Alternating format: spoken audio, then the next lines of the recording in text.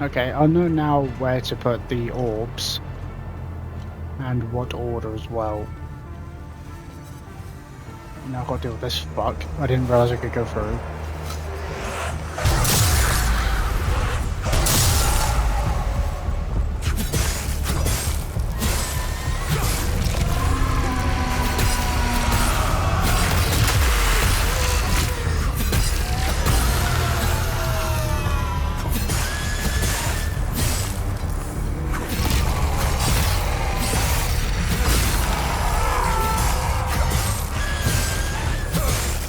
Oh, I should be doing heavy attacks, shouldn't I? Not just light attacks.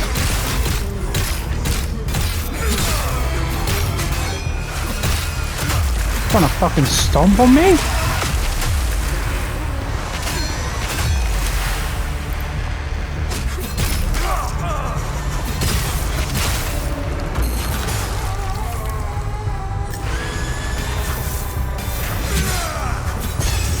There you go.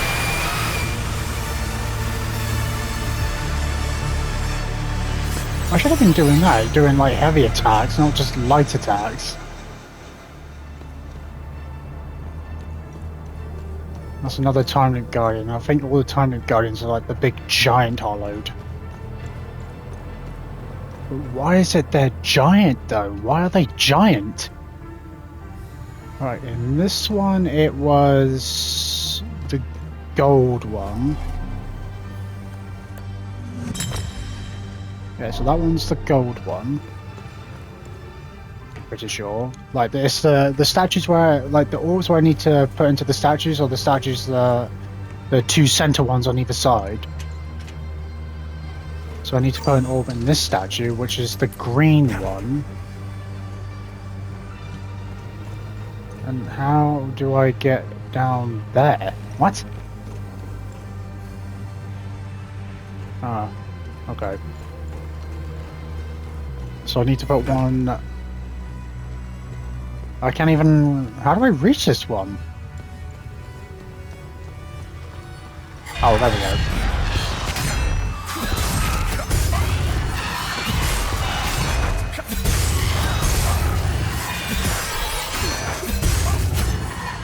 Wow, that's that weapon leveled up. Time to swap it out.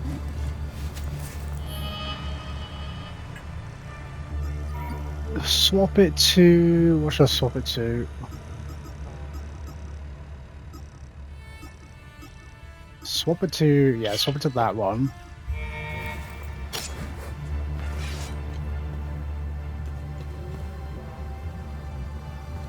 What is it? Okay, it's just a suppressor, that's it, it's fine.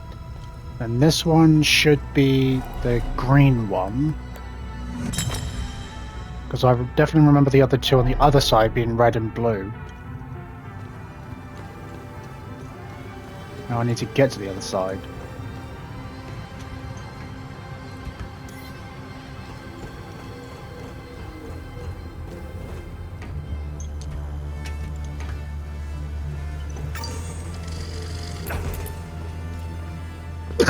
Okay.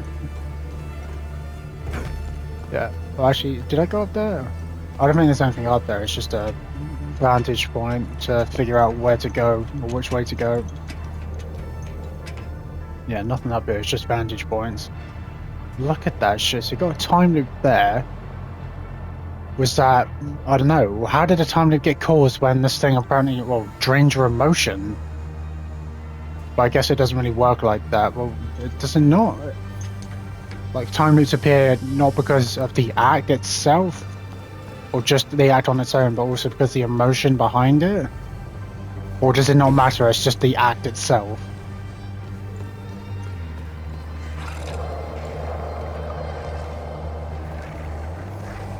We got a couple of red ones.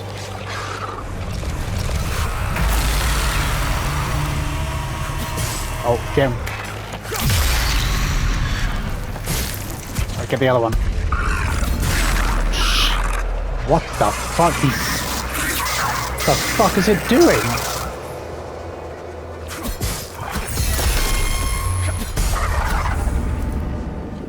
What the fuck just happened? What was it doing? It like put me on my back and then lifted me up in the air. The fuck was that about? What just happened? Can I open this? Open. Locked on the other side. Is there no survivors? Like, someone must have survived. You can't tell me everyone died. Oh shit. There we go.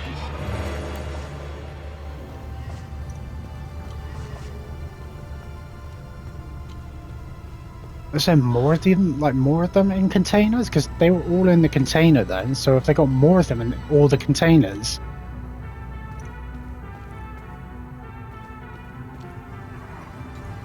We got a tank. Even though you think they would make it look like an Omsif tank, like just black. With Omsif on it. Oh, I'm back here. Okay. Oh, well, let me save.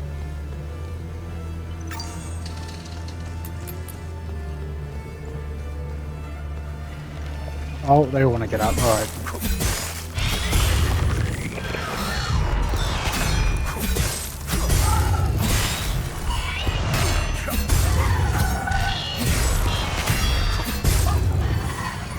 Good power. Good power.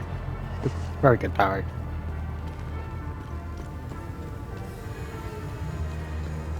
There's another giant one. Should be like 2 more of those freaks left anyway. Who's making noise?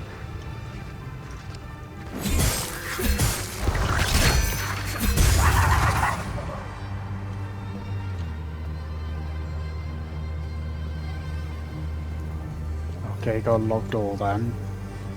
Some of these people died just sat down. Okay, what's this way? Oh, for fuck's sake. Okay.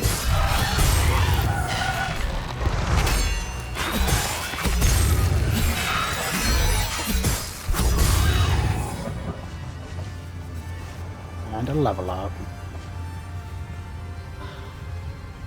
Another suppressor, great. Actually, I should probably do that when I go against one of the giant ones. Okay, found a way into the time loop then.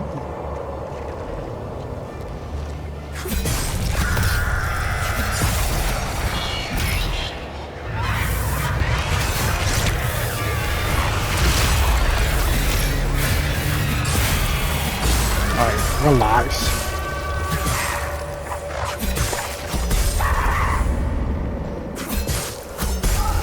There you go.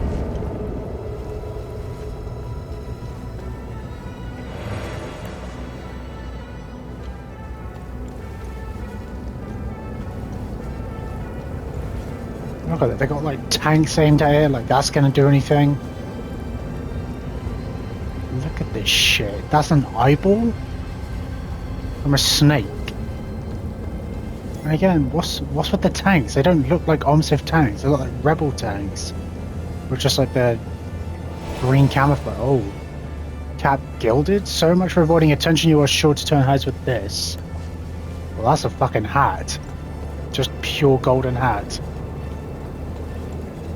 They got tanks aimed at that. Tanks ain't gonna do shit. Might make it worse if you shoot it with tanks.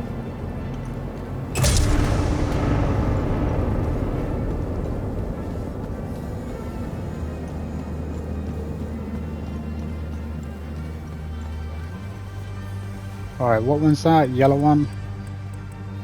That's a yellow one. Is it a yellow one? No, it's... Oh. Is it... No, that looks green. Oh, shh.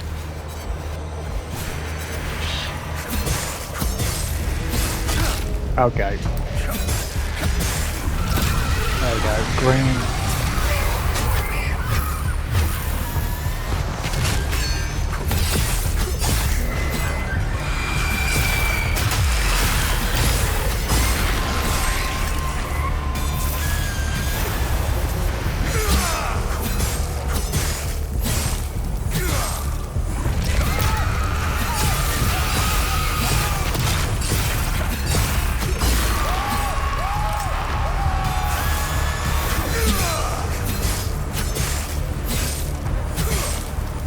Oh, what am I using my yellow weapon for? I got a green one.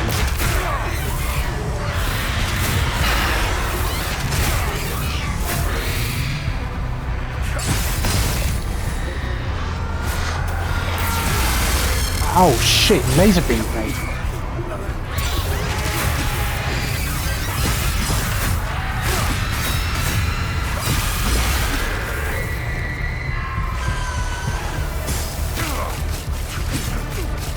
Ouch.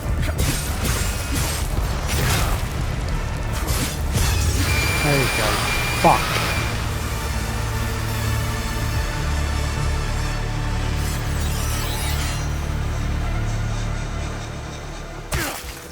Oh shit, what the fuck? What the fuck? Why is the ground? Why was the ground hurting me? What the fuck was that? Why did the ground just start electrocuting me? Well, that was bullshit. I nearly fucking died then because of that.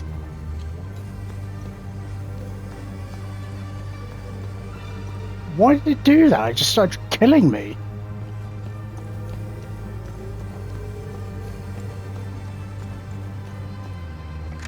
July 15, 1990.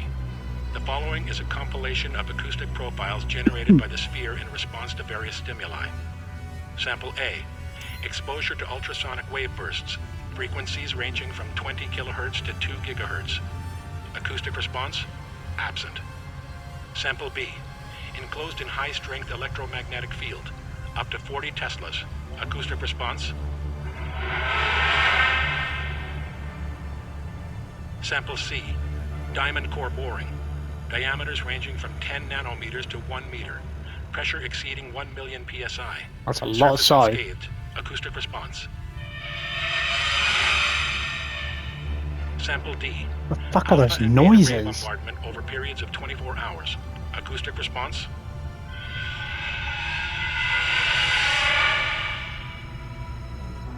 Sample E. Exposure to extreme thermal fluctuations. Surface temperature reaching near absolute zero and in excess of 3,000 degrees Celsius. Acoustic response.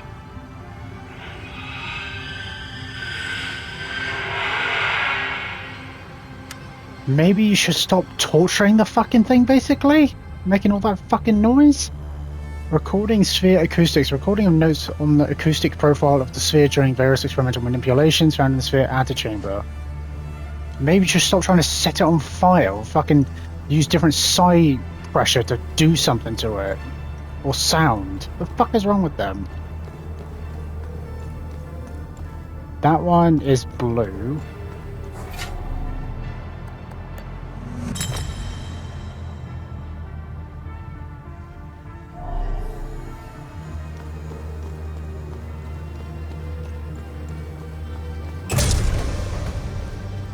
A bunch of them go fucking wrecked in this one. And the last one is red, which is a yellow one, so it goes to my yellow weapon. And get the yellow suppressor ready too. It looks yellow. Oh, there's one here.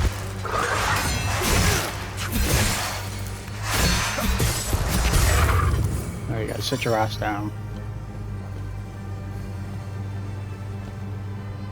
Okay, it just took me back here. Okay. Are you ready, fuckface?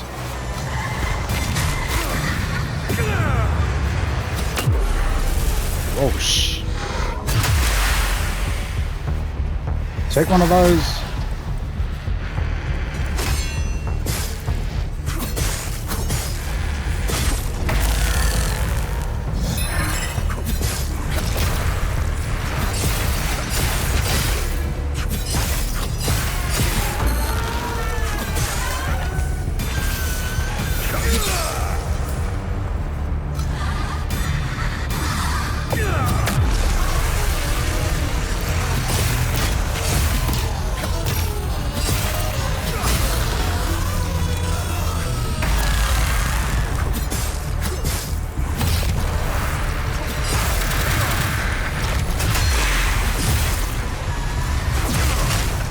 Ouch, heal myself.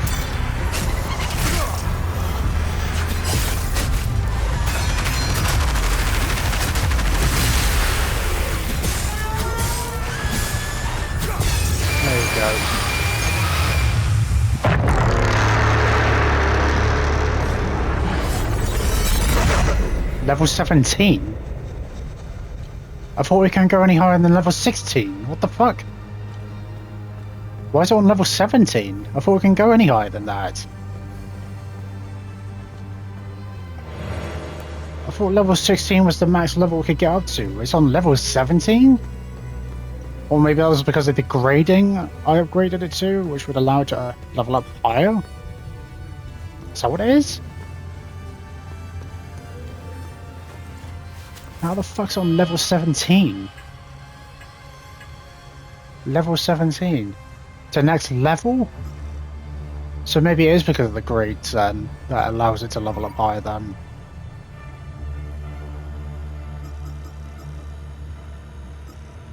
Because that one, that's a grade 5. Grade 3. Grade 5. Yeah, so I guess the grading allows it to go up more in levels, making it more stronger. Fuck's sake. And this one should be the red one. And that should be correct.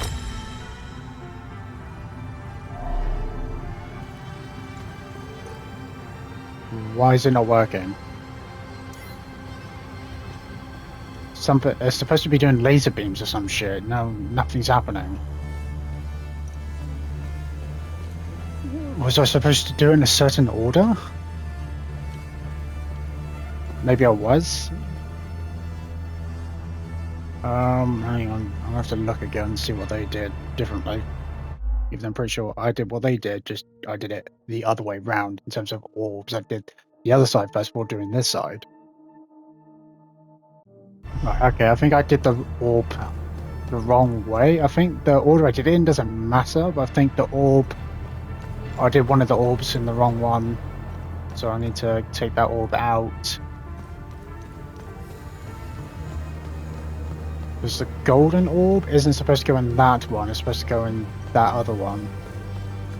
So I need to fix that. And then it should work.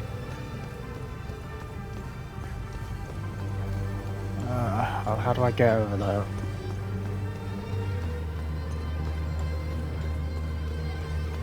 Is there a ladder going up there? Yeah, there is.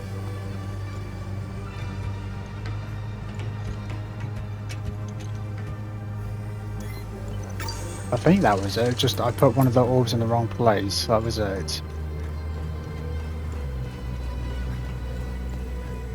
I need to take the orb from that one and put it in this one.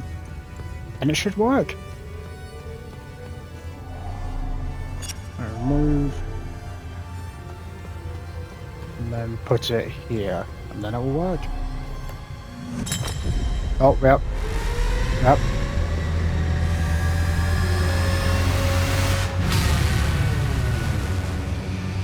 Yep, there you go. They're shooting their laser beams.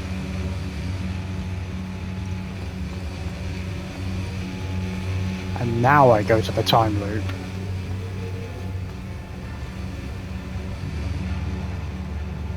No, I didn't even check this area.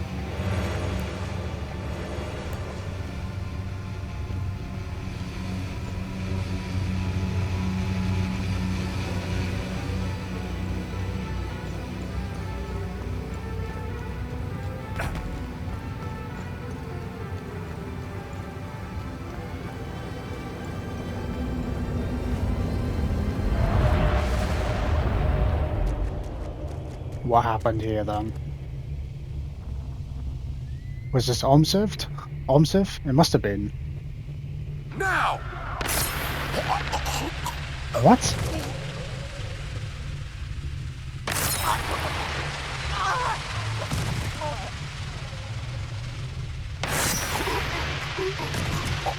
What the fuck? Why are they slicing each other's throats?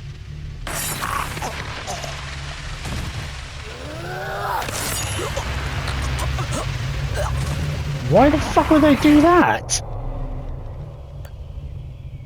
The other one then.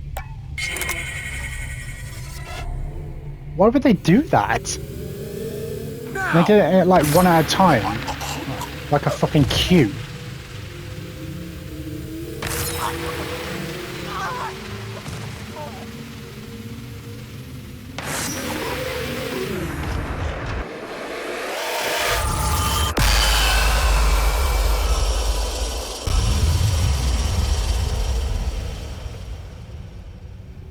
Fucking idiots. Why would they do that? And now what do I do with this? Interact? Do I put my pendant there? Oh, I do.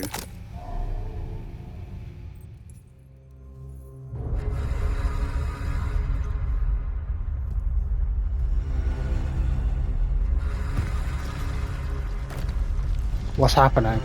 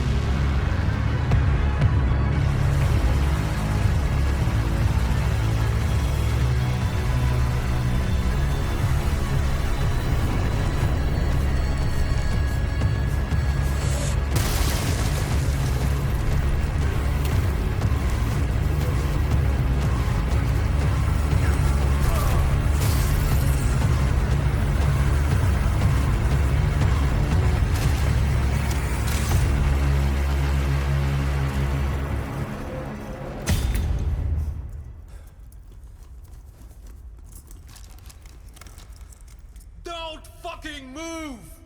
Are you serious? And that's when he probably got caught. How are they gonna fucking turn up right after all that?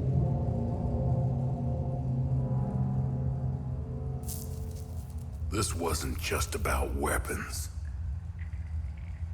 Think of all the good that could have come from this. Bullshit. Imagine the advancements in medicine or the scientific breakthroughs we could have unlocked. Yeah, for Ask yourselves. anyone in Hadia if they give a shit about your scientific breakthroughs. Take the moral high ground. Let's see where that gets you. Leave us. Usually, this is my favorite part. But I don't know. You're different. Almost forgot. Did he lie about anything? Yes, Oh, really? That's his What mum. did he lie about? I'm still alive. Oh. How did he not know that was her? Look at you. Compromised by your emotions. Get fucked. Can you walk? I'm not sure. How did you... I'll tell you on the way. Come on. Tanya's waiting. Where are we I going? knew she was gonna break me out. Home. We're going home.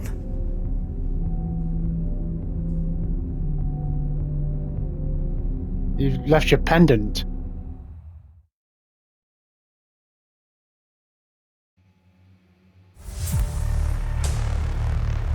What? That's where it ends? Okay.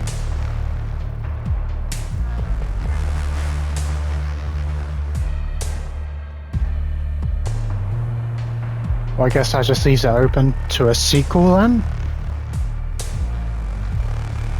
You know, after finding out, well, after going through all of that shit to then finding out how he got caught after surviving all that bullshit, and like the Eye of God falling through the floor, everything collapsing once he put his pendant in that, like, fucking altar thing.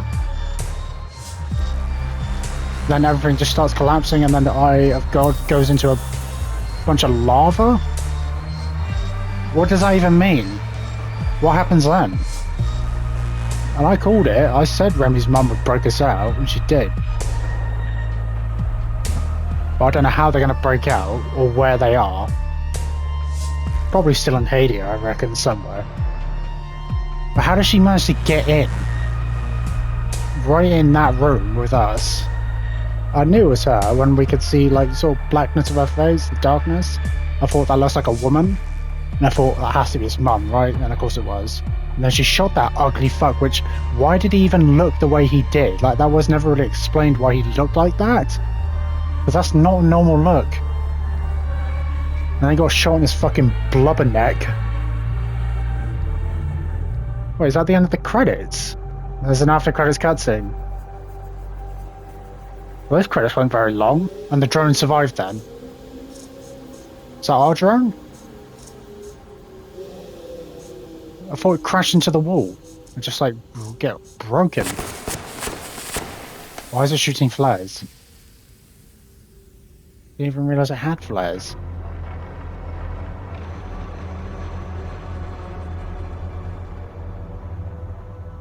Identification confirmed. I have got located. Okay, well that wasn't my drone then. That was it? That's the end of the credits? Thank you for playing. Your journey through Hadia leaves echoes across time. Reload your save game to continue unraveling mysteries, completing good deeds, closing time loops, and unlocking the vaults of forbidden knowledge. The story might not yet be finished. The fuck does that mean? And that was got a symbol on it now?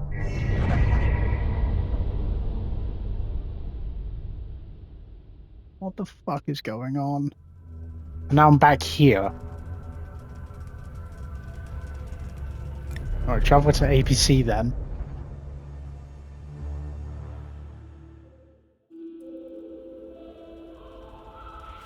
Let me put my gold hat on.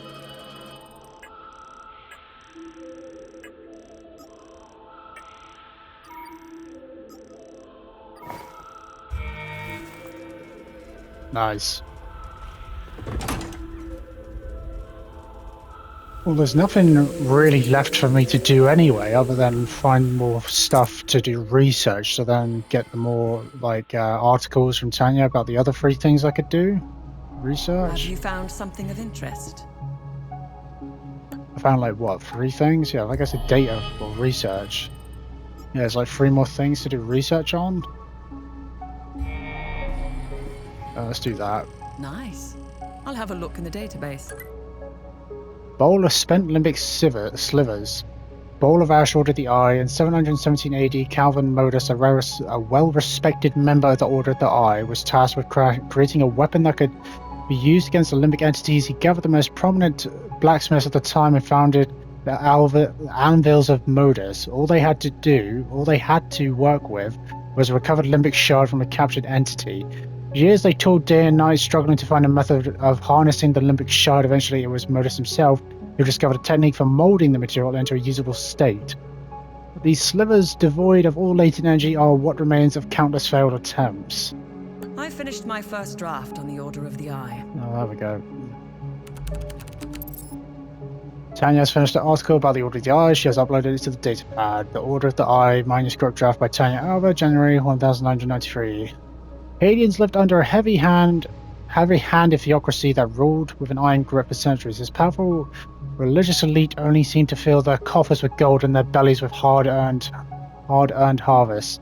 Many scholars consider this period of Hadia history as the darkest, and that is saying something. You know the saying, every revolution is only 3 meals away? This one was no exception. Unlike most, this uprising didn't start with a sword, but with a pen. In 400 AD, a young man named Sabin Gao dared to write a thesis demanding religious reform and separation of state and religion. This idea sent shockwaves across the land and caused many to question the theocrats, but power is addictive and seems impossible to let go of. The response of the Edelgard Conclave is nothing short of excessive cruelty, torturing and burning anyone at the stake who questioned their authority.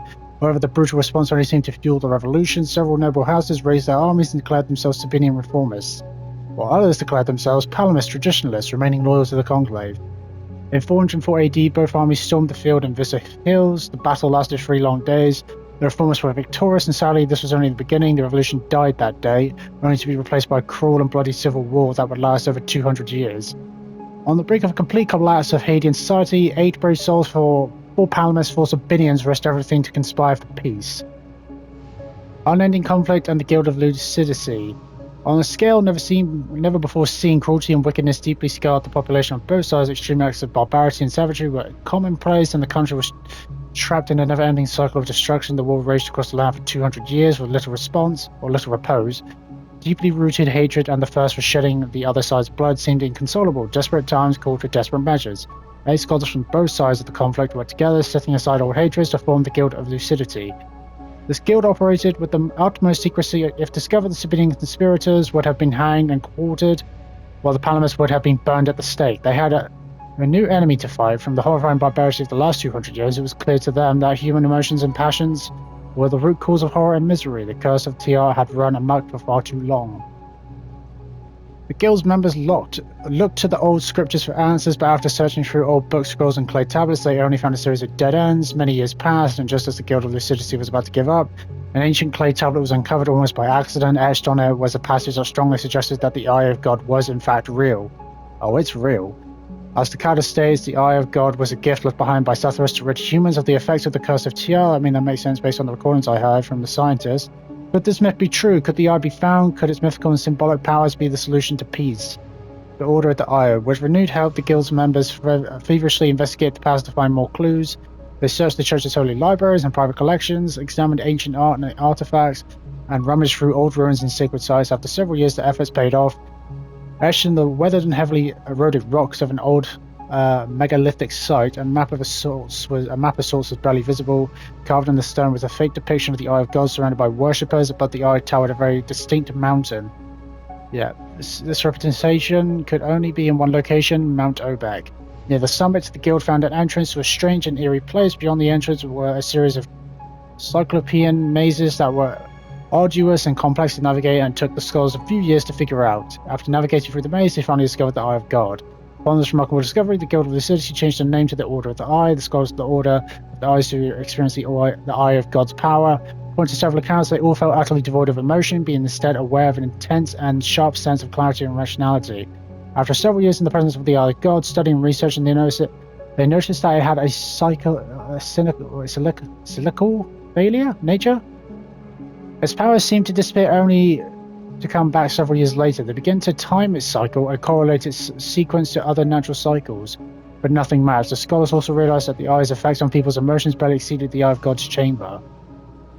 The Order of the Eye knew they couldn't invite the entire country into its chamber. The scholars devised a plan. The Eminent Shroud. Scholars, alchemists, apothecaries, and other men and women of different disciplines began to experiment with the Eye of God. They wanted to increase its range, expanding its emotion-cancelling effect. To stop the carnage, the scholars had to ensure the Eye's impact could reach the entire population. Only then could they use the Eye of God to neutralize their fellow citizens' passions and emotional excess and stop the war. They began to pinpoint and predict its cycle. After several such cycles and years of research, the group finally created a machine to increase and widen the Eye's power, the Eminent Shroud. The religious wars ravaging the country were now running at an all-time high. The scholars impatiently waited for the subsequent activation of the Eye of God, and when it arrived, they turned on the Eminent Shroud. People across the country felt its effect in the blink of an eye. However, deep beneath the mountain, the Eye of God began to hum and vibrate at a different pitch. The Eminent Shroud had worked, and the Eye of God widened its gaze across Hadia. Unforeseen side effect. The scholars activated their device, augmenting the Eye's emotional dampening effect. It was a success. The war had stopped partially due to the effect of the Eye, but there was another unexpected reason: time loops. The scholars described them as moments of boundless human horror and violence caused by the euphoria of destruction emotions trapped in an endless cycle. People inside are cursed to relive the hideous acts of barbarity over and over. Time loops had appeared throughout the country. This unforeseen side effect was an unmitigated disaster. They had stopped the war, but at what cost? All they knew was that the Eminent Shroud, their rage-expanding device, certainly caused it. Scholars of the Order of the Eye panicked. They were too late when they returned to the Eye's chamber to disassemble their device. It had disappeared. The scholars had no choice but to find a way to stop the time loops. Many attempts at stopping them ended with disastrous results. It seemed impossible to stop. The scholars were on the verge of giving up until they discovered a strange new substance. This material would vibrate softly when in proximity to time loops. Scholars used the substance to create what they called an amine prism. And after several tests, the scholars concluded that someone had to bring a prism to the center of the time loops to destroy them. Brave souls called proto-martyrs sacrificed themselves to shut down the time anomalies. After stopping numerous time loops, the scholars provoked another unforeseen side effect, and the First Limbic Invasion began. The First Limbic Invasion. Creatures of unspeakable horror leaked out of the time loops, ferociously defending them.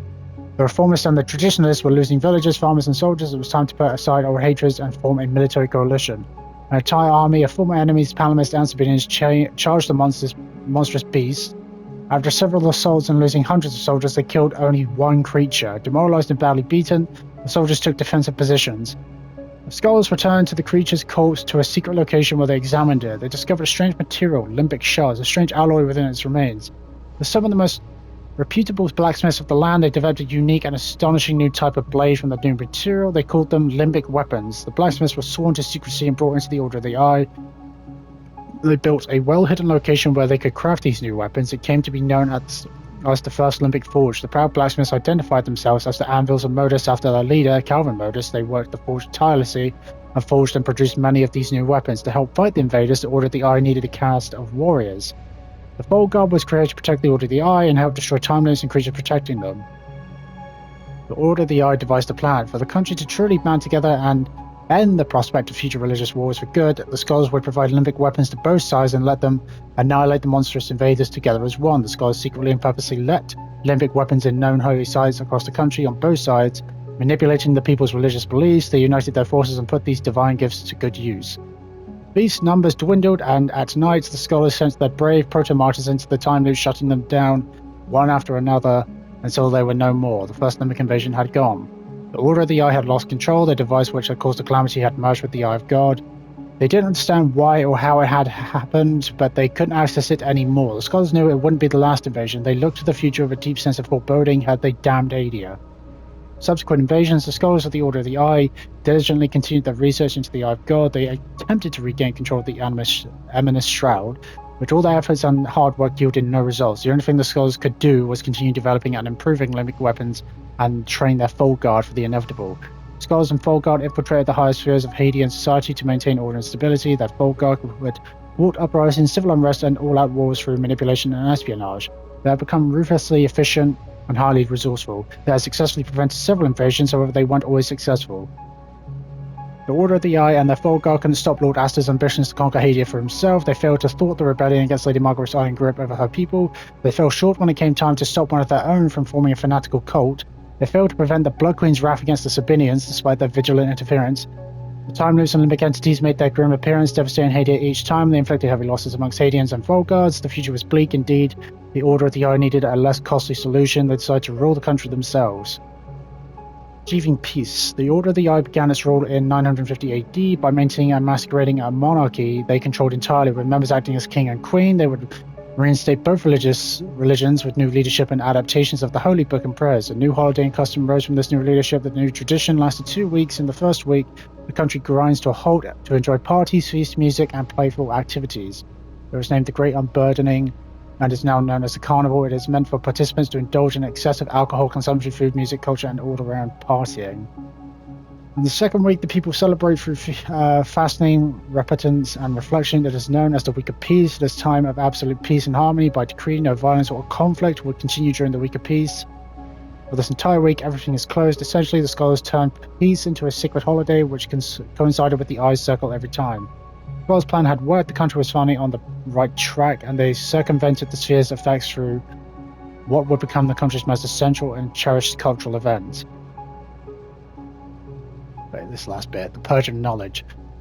If the Week of Peace and Carnival were to succeed, the Order of the Eye needed the population to forget every aspect of limbic invasions. Limbic entities must turn from fact to religious stories, metaphors, and allegories, much like the Eye of God did so long ago.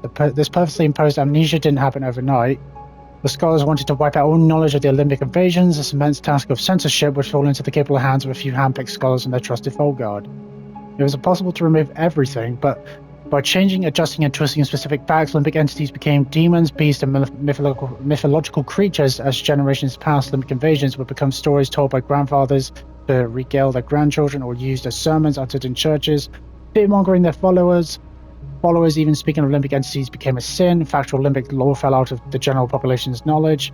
The complexity of the 20th century. The scholars of the Order of the Eye quickly realized they could lose what they had managed to avoid for over 1,000 years. The mere thought of the Eye God accessing the amount of violence and bloodshed on a global scale terrified them. It was easy to think a nation could have ambitions to dominate the world through the Eye, augmenting its range of influence to cover several countries, if not the entire globe. The 20th century's conflicts weren't the only thing that greatly worried the scholars. From the two global wars, new technologies came to light. The telephone, radio, radar, and other communication advances made the world smaller. Information at large circulated at a high speed and was transmitted by other newly founded organizations. the international press. The globe also moved at a faster pace. Automobiles, trains, planes, and boats had been developed for the war, but had become commercialized, bringing smaller and remote nations to the world stage. The scholars needed help. Keeping the world outside their country was an impossible task. It was time for the Order of the Eye to seek help from the outside world, which of course was a big fucking mistake. Let's see what the Zeal server has to say about this one. Pentos' Poison Cup, Bronze Cup, the Vigil. This cup belonged to Pentos Algia, Warden of Grief of the Folgar. Due to their belief that the Limbic threat was largely contained, the Order of the Eye decided to disband the Folgar in 1513 AD. The disbandment occurred in the form of a mass poisoning of its members at a grand feast hosted by the Order. So that's what happened. Pentos had been harboring a growing distrust of the Order for some time. It was his last-minute trepidation that kept him from the feast. Having narrowly escaped betrayal at the hands of the Order, Pentos understood that the Folgar's purpose was now more crucial than ever. He would go on to found the Vigil, an organization dedicated to carrying on the Folgar's mission away from the prying eyes of the Order. Traces of the poison used by the Order are still detectable inside this cup. I said it would be. You can now read the article I wrote on the Vigil. Oh my fucking god, not another article. Jesus Christ. Tanya has finished her article about the Vigil. She has uploaded it to the datapad. The Vigil, Unsung Guardians, manuscript draft by Tanya Alva, January 1993. The ancient guardians of Hadia, forgotten by history, fight to prevent the next calamity. The Order of the Eye had spent centuries dismantling theocratic rule, forging oligarchies, toppling monarchs, and manipulating faiths. All in an attempt to control the cycle of war, yet after 5 devastating calamities and endless bloodshed, the scholars faced an undeniable truth: their methods had failed. From the ruins of the 5th calamity, they devised a new approach instead of political maneuvering and covert operations. They will shape Hadia's future through culture, by elevating the carnival and the week of peace to sacred traditions. They ensured that every activation of the Eye of God coincided with enforced peace and festivity. In this way, they would control the people with minimal effort, letting Hadians police themselves through custom and ritual. For over 1,000 years, the strategy worked. The Folgar, once the first and the last line of defense because the horrors of the calamities became obsolete. The cost of maintaining soldiers, spies, and assassins was too great. When no calamities arose, the Folgar was ordered to disband with no more creatures to fight, but some refused. Legacy of the Ancestral Order. It is impossible to discuss the Vigil without first understanding the Folgar. These warriors left their mark on Hadia through ruins, artifacts, sacred sites, and ancient weapons.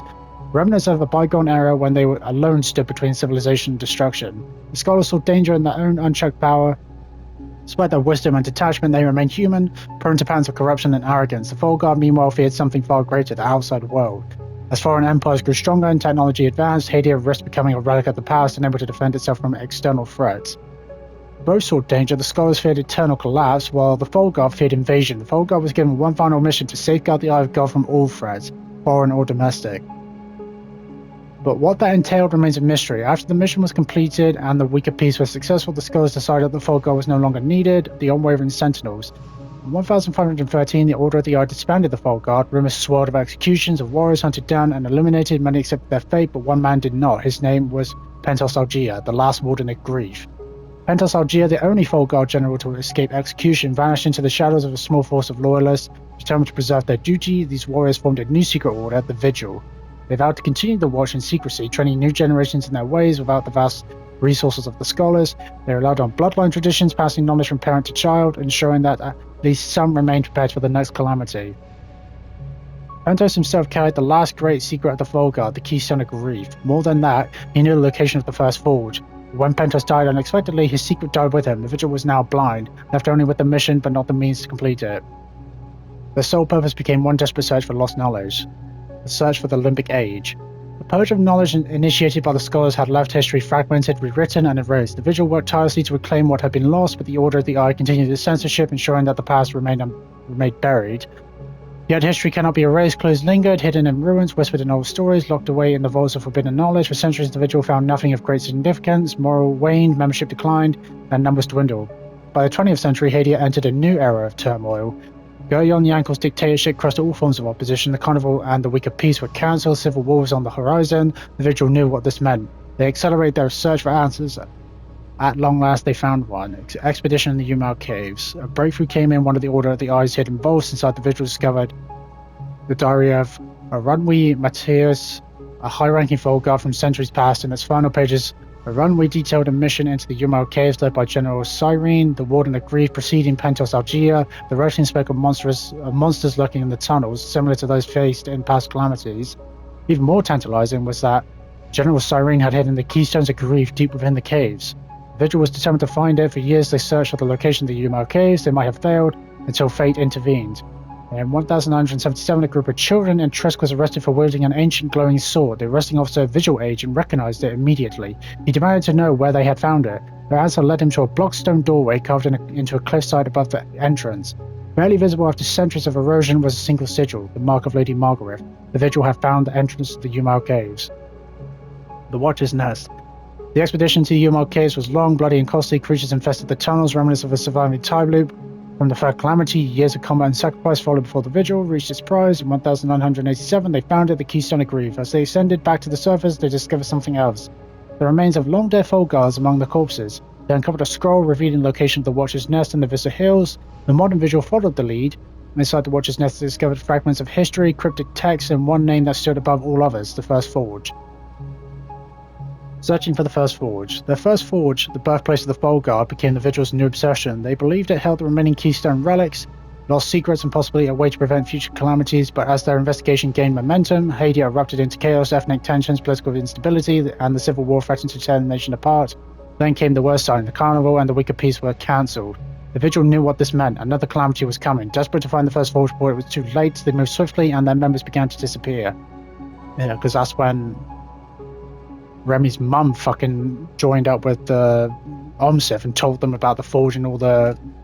Not the Forge, about Vitalis and the Vigil and all those people, and then they started killing them all. Desperate times. At first they thought it was one of the warring factions capturing them, but the deaths were too precise, too calculated, someone had betrayed them. Before they were completely wiped out, the Vigil reached out to me. They wanted someone to tell the truth. They had nearly uncovered the final clue, Pentos Algia's coffin. It had been found only weeks prior. Inside was a final message that might have led them to the First Forge.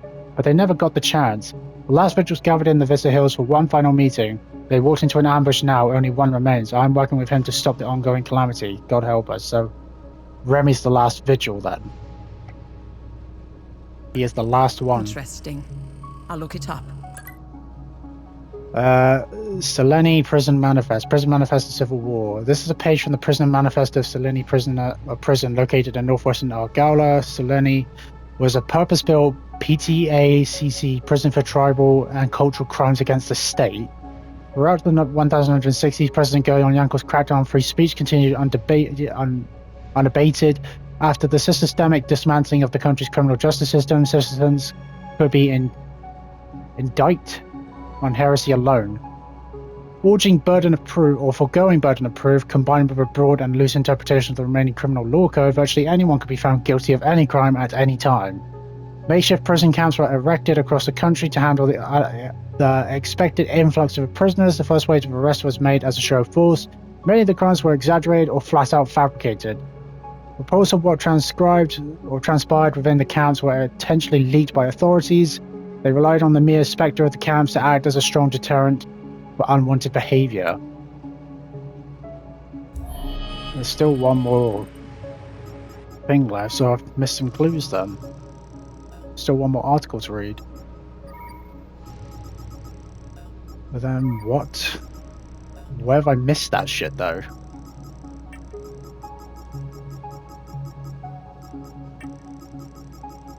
That, and I still need to get my reward for doing all the shit, I guess.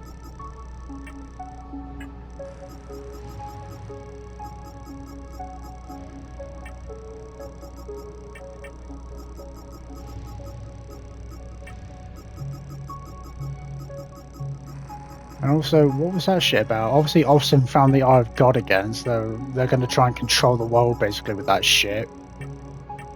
Trying to get rid of people's emotions so no one, like, does anything.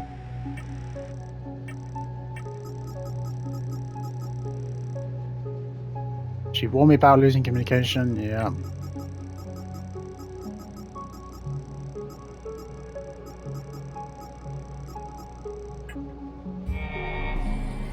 Okay, is there anything to talk about? Let me know if you want. Why are you in Hadia? I've already asked that. Time to go to Vista Hills. because that's where the hideout is. Well, actually, Remy's not the only Vigil left. The guy in the wheelchair's a Vigil, so he's alive. So Remy's not the last one left. But I guess Tanya doesn't know that.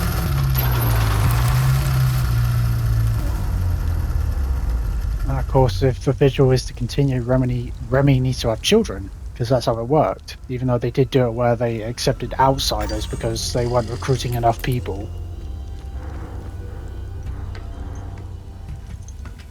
So either Remy recruits someone from the outside, maybe like Tanya, or, you know, he starts fucking get some kids.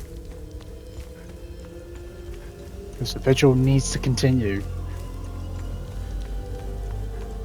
And it seems like Omsif is basically the Order of the Eye, hunting us down, just because, what? We're trying to stop the calamities, but they want them to happen. What the fuck is wrong with them?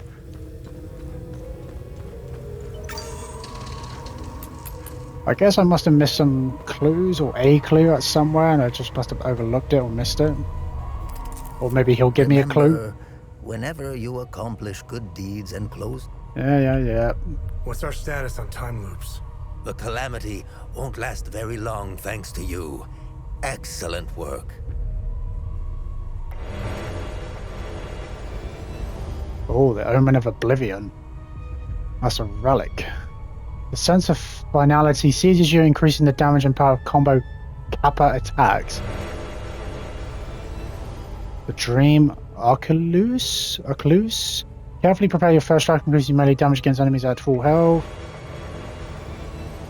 Pulse of Life, field life's heartbeat, greatly enhancing the healing pulse's ability. Banish a manifestation of grief from whence it came. Divine, you are watched over from on high, becoming impervious to harm.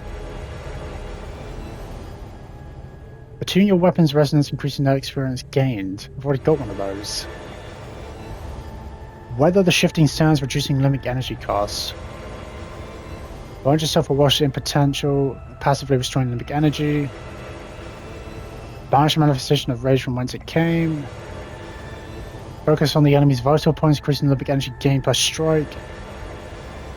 Your weapons are guided by Sethless, increasing the damage of regular attacks. Have I helped enough Hadians? You are a shining example for all Vigils. Good work.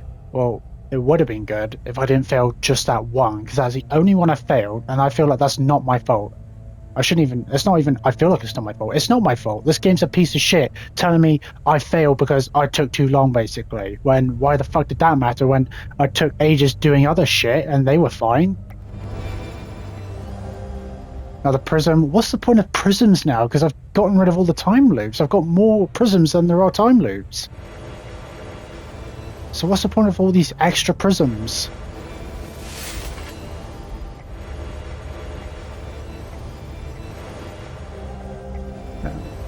Become possessed of singular talent, removing limbic energy cost for all actions. Great. I wonder if he would have said something if I did all the good deeds. Maybe not. He didn't really say that much when I did all the time loops. Now I got a shitload of stuff. See, it would have been good if they could have done a New Game Plus, and you have all the weapons, all the relics, all the artifacts. Something like that. I feel like they could have done that. Done a New Game Plus. Look at all this shit.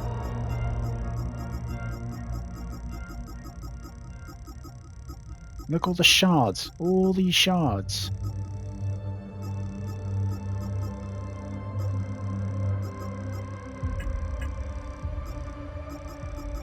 Yeah, that's all done. And to be honest, that one's done too. That's bullshit. I did that one. Fuck the game telling me I took too long, basically. Fuck. Bullshit. And also, what am I supposed to do with this stuff?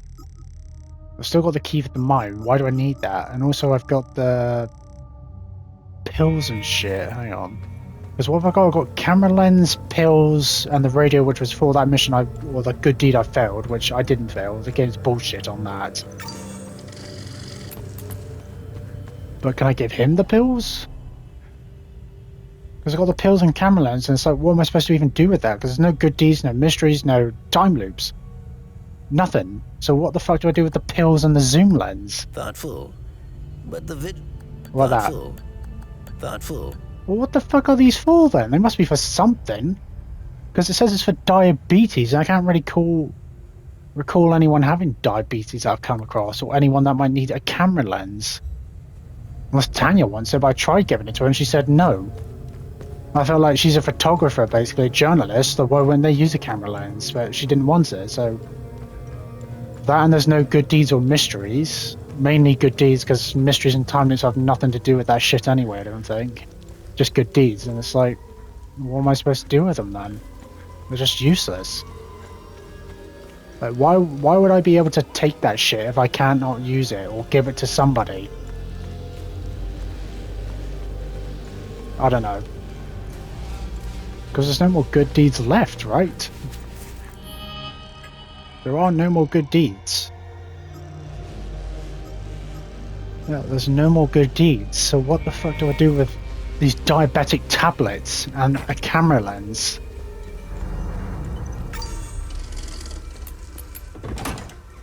Fuck knows.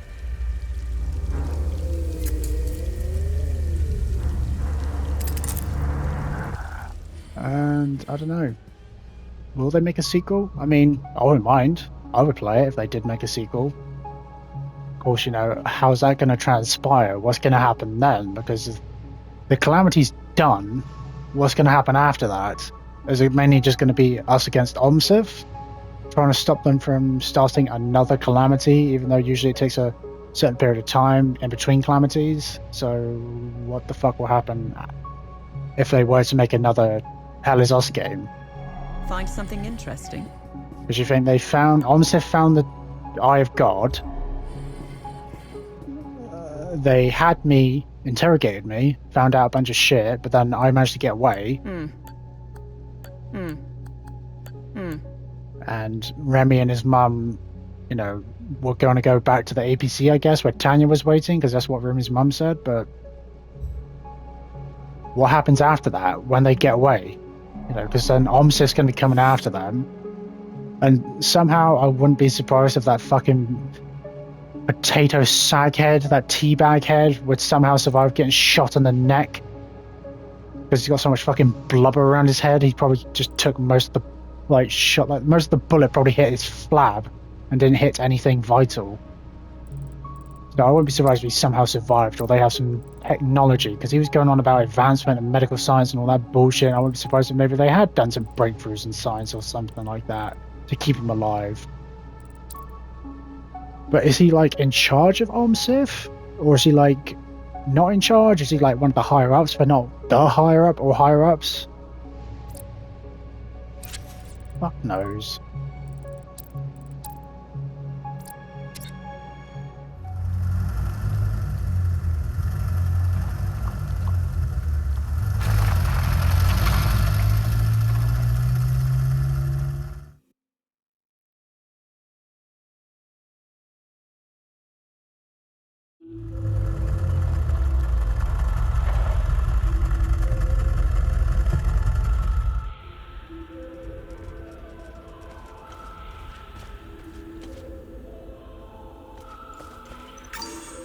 Now this game's done, it's over.